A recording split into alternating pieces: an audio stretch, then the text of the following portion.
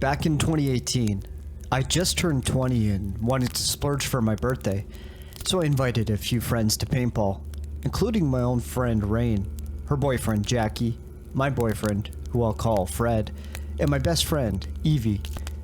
We all met at a nearby mall and crammed into Rain's car. She had offered to drive us all. I don't know if this was connected, but my boyfriend said something weird. We were on the highway when he turned to Rain and said, "Hey, can you slow down? I have a bad feeling that something bad is going to happen." Which was strange to ask, but Rain obliged and slowed down to the speed limit. She was going 10 over, which is permitted where I live. We made it to the paintballing place without any issues and proceeded to have a great time. Fred even shot me in the spine, which hurt up until the next day. Eventually, it was nearing the end of the day and we were all tired, so we all agreed it was time to go. But Rain suggested we all book a motel room and spend the night together. But Fred and Jackie said no. They were both tired and wanted to go home, which left us girls to hang out instead. So we found a pretty rundown motel for cheap and spent a few hours watching horror movies. Halfway through the second movie, we started to feel like there was a presence in the room with us, but we chalked it up to horror movies. Now, a fun fact about Evie, she has an attachment. A shadow figure has been haunting her family for years. It started with her mom and weirdly got passed down to her. That night, when feeling the presence, both Evie nor I didn't think it was her ghost friend. Like I previously said, we just thought it was our nerves from the horror movies. After we had finished the final movie, we all decided it was best to go to bed. The presence we were feeling was getting a little bit too much for us. The air felt heavy and whatever was in the room with us felt angry. We assumed sleeping would help eliminate the feeling of being watched and the overall nasty gut feeling we got. Evie and I shared a bed while Rain took up the other. I usually have a hard time falling asleep in a new environment, but at that moment, I was having a more challenging time than usual.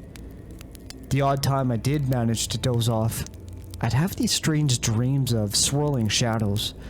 No actual shape to them, just whirlpools of darkness.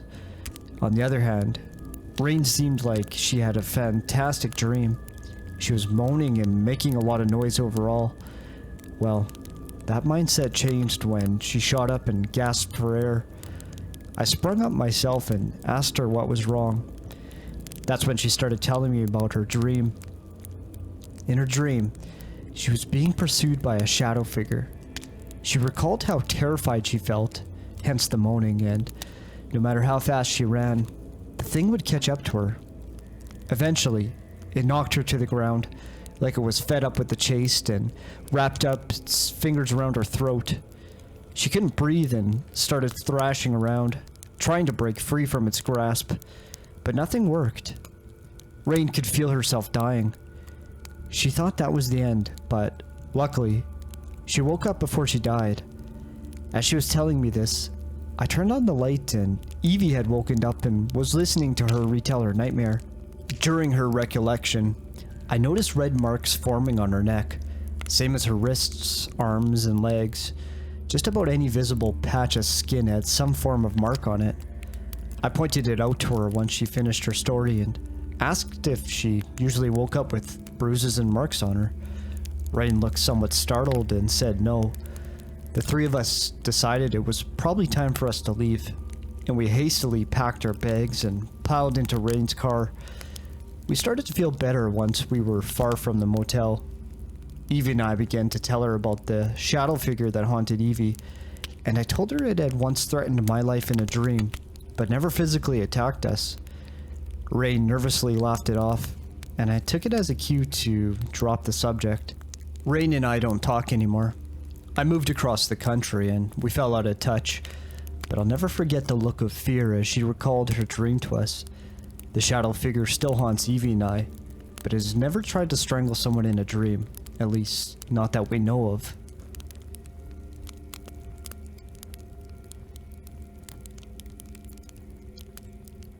My post from Glitch in the Matrix got removed. even though the experience is completely true. So forgive me for my flowery writing style, which doesn't discredit the facts despite glitch in the matrix disallowing it for that reason. When talking to people about what happened, I refer to it as a ghost story or a haunting, because it's the closest concept I can think of, but I'm open to any interpretation as to what it could have been. Some backstory.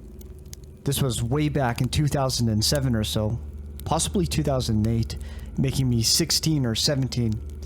I grew up in a house that one would probably call haunted. It was the first plantation Victorian of my small East Coast US town, built during the Civil War, with innumerable histories in it. Strange things did occur from time to time, which I would chalk up to paranormal activity, despite being an agnostic skeptic, with a healthy respect for the possibility of reincarnation from reading case complications like Life Before Life and its ilk. Anyway, it was about 9:45 on a school night, and I was getting ready for bed. An avid reader, my routine involved sitting in bed, consuming some tome or another, before switching off the light and reclining. My precious cat daughter, who is now 21, has slept with me since I was 11 years old. At this point, she was lying on my shins, waiting for me to finish my book. Once finished reading, I would always put the book down next to me in my bed, turn off the lights, recline, and she would walk up my body and lay on my chest. This time, the universe had a different plan for us. I was engrossed in what I was reading. I think it was a Hannibal derivative, some kind of murder tale, and wide awake. I've been a lifelong insomniac, so I never fell asleep easily. This was not a dream forthcoming, let me assure you. I put the book face down next to me, as usual, and reached up to turn out the light, a vintage standing lamp that arched over my bed. But this time, as soon as I hit the switch, before I even reclined, right as the room went dark, a body falls onto the bed. This is the only description for what happened, because that is what we felt, what both my cat and I experienced. A body, the heft and size of a small man, falls from thin air onto the bed with an audible whomp. There's nothing else it felt like but a falling corpse, somehow materializing mid-plummet, falling on top of me and my cat, from some height, judging by the force of impact. It scared the bejesus out of my cat, who instantly flew off the bed and out the door in a total flight of panic. I knew it was a real event because of her reaction. I immediately turned the light back on, and nothing was there.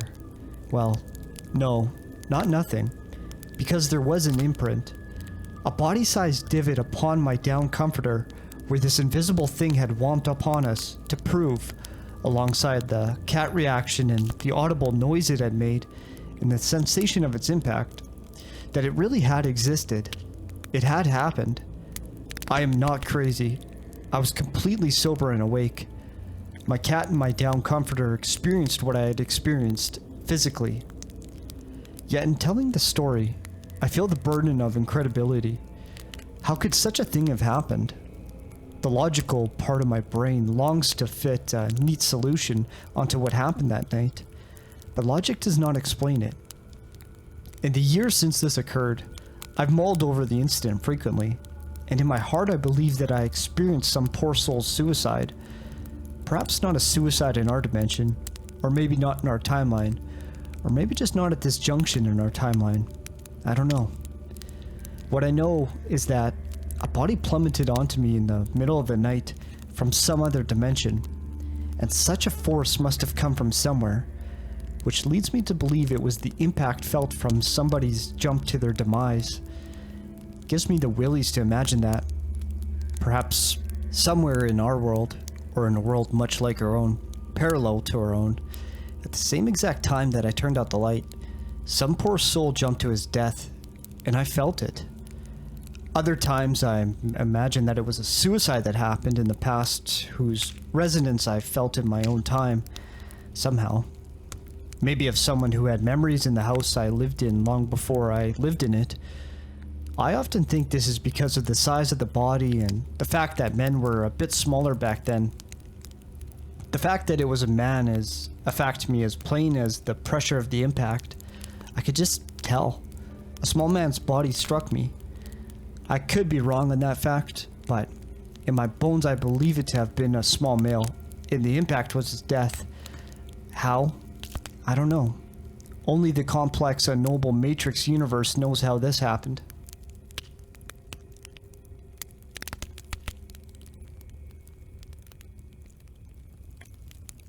So to give some background information, I'm spiritual. If you don't know what that is, spirituality involves the recognition of a feeling or sense or belief that there is something greater than myself, something more to human beings and more to the sensory experience. I believe in souls, spirit guides, and reincarnation, all that. My friend is a medium and can connect with spirit guides and also ghosts or souls. My friend and I were hanging out at her place. We had the house to ourselves and decided to do a session.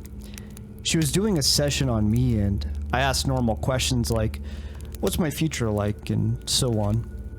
Until I asked a question about one of my friends.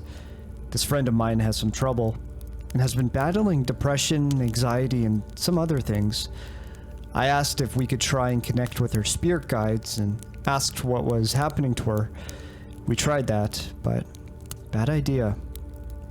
My friend who was doing the session had her eyes closed and was holding my hand.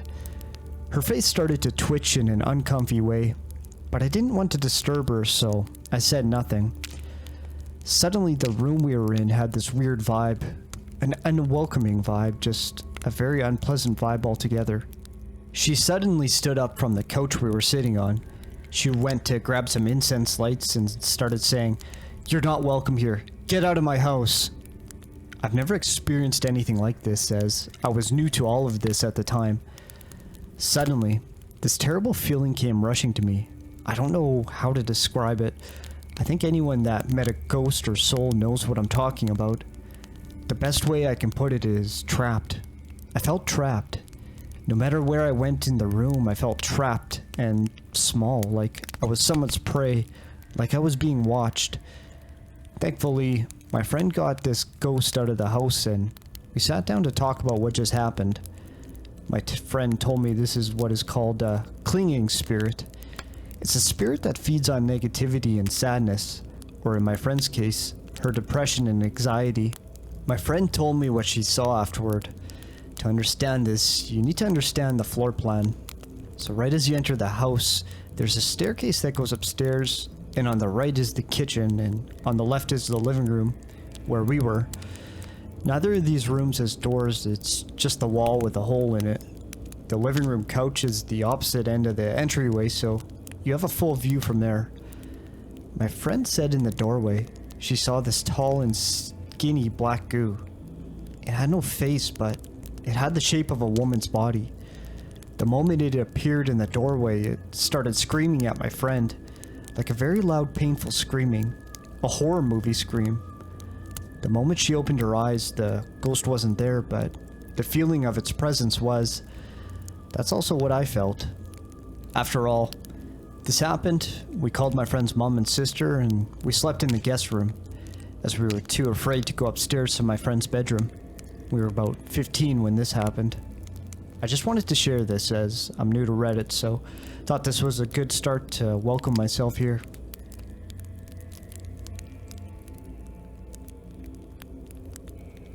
My sister Penny was always afraid of the upstairs at her house.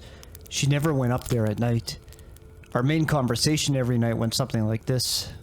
"Penny, Buffy, go upstairs and find me my white sweater, black jeans and leather jacket." The clothing items would change from night to night, but I was always asked to get her things. But she would not go up without an adult after dark. Me, "Why can't you go get them?" Penny would say, "Because something is up there." So I said, "Well, I sleep up there, nothing has ever happened to me." And Penny would just tell me, "Just wait. Someday it will."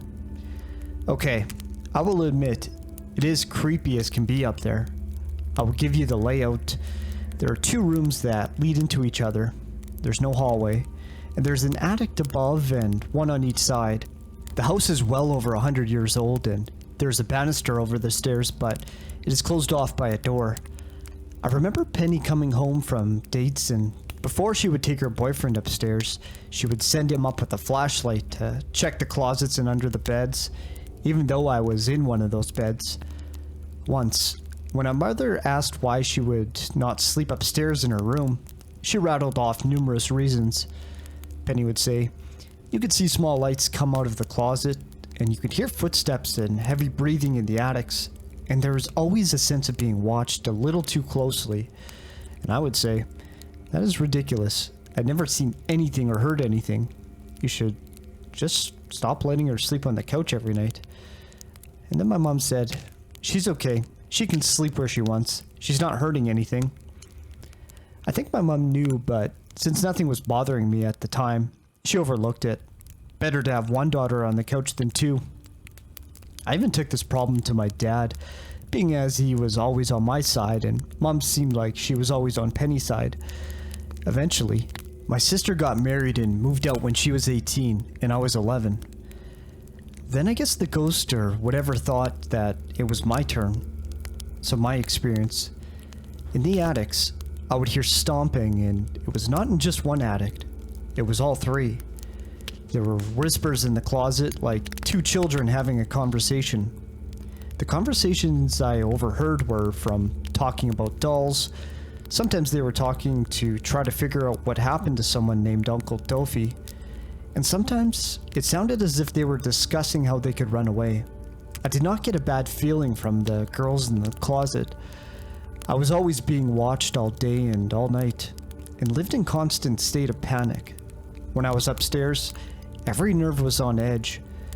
The worst thing was this big black shadow in the middle of the night asking where Penny was. The voice wasn't the voice of a kid. It sounded like it came from someone who smoked 4 packs a day for 50 years. The black shadow asked after my sister 6 times every night. When I would not answer out of fear, the shadow would throw things at me. Books, figurines, even pictures. Then it was my turn to sleep on the couch, and then I understood my sister. It wasn't an excuse, she actually had heard these things. I never understood why I didn't until after Penny moved out, and I was bullied by this ghost or whatever it was. That's what this entity was. A bully. Something that always had to have power over us. The young powerless sisters that lived in the home. Fast forward 2 years after Penny was gone, she now had her own home. My oldest sister, Jeannie, couldn't afford the house she was renting due to being in the middle of a divorce, brought her 3 kids, and she moved in with us. Jennifer, which was 5, Kevin, who was 3, and Amanda, who was 2, which meant Jennifer would be staying with me, and we were both expected to sleep upstairs.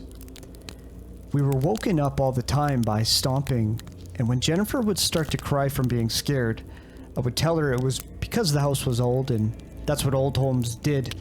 They settled at night. Exactly what my mom always told me when I heard odd noises in our home. Jennifer's 6th birthday rolls around, and my mother buys her one of those creepy clown dolls, you know, the ones with a plastic head, a wire body under its clown clothes, and has the most insanely evil laugh. The clown was always going off by itself at night, never during the day. One night, I decided I had had enough, so I got out of bed and went over to take the batteries out. But when I opened the battery pack, no batteries were inside. I told my mom and older sister, but no one cared, or they thought it was an overactive imagination. Penny believed me. So the next day I got up and threw it in the attic. But it would still go off, in the middle of the night too. Then one day, I came home and the doll was out of the attic and sitting on the chair from across the bed. When I asked who put it there, no one knew. We ended up burning that doll. Penny came and burned sage in her home. Now that I'm grown up, my kids who like to stay with my mom always tell me about their thing being moved and their chargers being jerked from the wall. But I still feel that it waits to this day for Penny to come home. Maybe because she feared it the most. I don't know. But I know that the bully brought me a lot closer to the sister whom I couldn't possibly live without now.